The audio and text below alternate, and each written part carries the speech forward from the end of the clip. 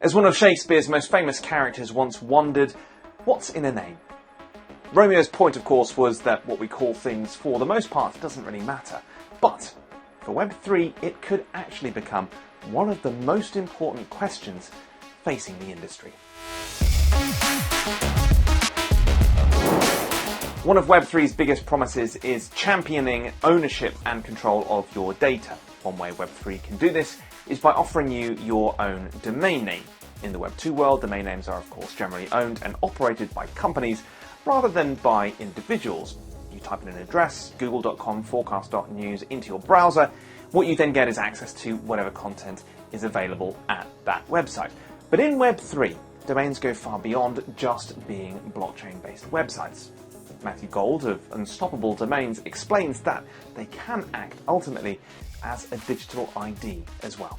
They're actually more for end users, and that information on who owns the domain name and what is that domain name associated with is actually controlled by the user inside of their wallet. So I think for users, that's the biggest difference, is their domain name is a NFT that's stored inside of their favorite crypto wallet, as opposed to like a traditional .com domain name. A personal domain name can ultimately be used to send and receive encrypted emails or log in to other websites. It can also make crypto payments a whole lot easier. Crypto addresses are these really long hex addresses, and if anyone's sent Bitcoin to someone else, it could be quite complex, and instead you can use a Web3 domain like matt.nft and use that to send that person Bitcoin. We think that's going to be one of the first big use cases for Web3 domains, is to make it easier for sending around crypto payments. Matt says that using personal domains to make the user experience a lot more simple is an easy win for crypto. It's just like how using familiar words instead of IP addresses ultimately makes Web2 sites a lot easier to find. The only problem in Web3 is that as of yet, there is no single system in place to stop two different users from using the same name, or what's called a naming collision. Disputes over who had the rights to use a domain name were an issue that the Web2 world initially suffered from. In the mid-90s, big names like McDonald's and MTV were among those who found the domains that they wanted to use had already been snapped up. Individuals who happened to be more internet savvy than the companies themselves simply jumped in and registered the addresses first in what became known as cyber squatting.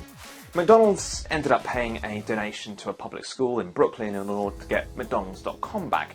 And meanwhile, former MTV VJ Adam Curry settled up an out-of-court order over MTV.com.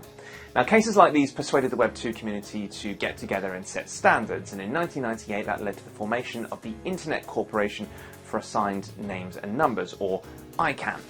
The not-for-profit organisation is responsible for coordinating the Internet's naming system, and Matt says the Web3 industry needs to move quickly into doing something similar.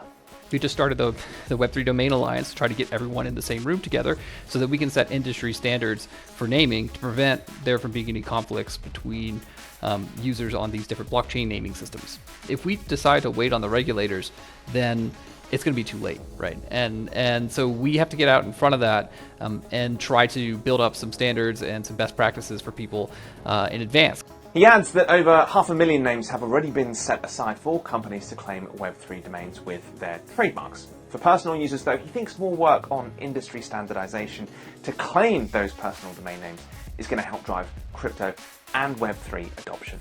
We go around the ecosystem, we talk to other people who are in this space, and we let them know, like, hey, this is our naming system, this is our standards, and this would be a namespace that you probably don't want to use because you don't want to confuse users if there's like two sets of domain names that could potentially be pointing to the same space. In addition to preventing naming collisions, Matt says one other vital issue the industry needs to address is domain spoofing. That is where very similar looking addresses are used in order to trick people. A lowercase I can look like an L, or there can be something that's an underscore but you can't really see it, or a hyphen that maybe is hard to see, or something like that people use to trick in order to get you to send money, or just a misspelled name, right? So what we've done for our naming system is we've actually made it so that it's only alphanumeric, A through Z, all lowercase and numbers, characters.